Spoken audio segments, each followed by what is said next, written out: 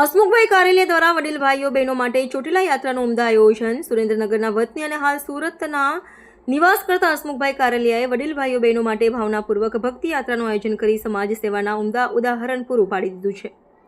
દર વર્ષે મોટા પાયે સમૂહલગ્ન, બાળકોને ચોપડા, કીટ વિતરણ અને વૃદ્ધો માટે વિવિધ સેવા કાર્યો અંજામ આપતા હસમુખભાઈએ આ વર્ષે સુરેન્દ્રનગરથી ચોટીલા સુધીના યાત્રાનું આયોજન કર્યું હતું. આ યાત્રાના ભાગરૂપે યાત્રાળુઓએ ચોટીલા ખાતે આવેલા પાવનધામ લીંબચ ભવાની માના દર્શન કર્યા અને મંદિરના પાટોત્સવ નિમિત્તે આયોજિત હવન યજ્ઞમાં પણ સહભાગી થયા.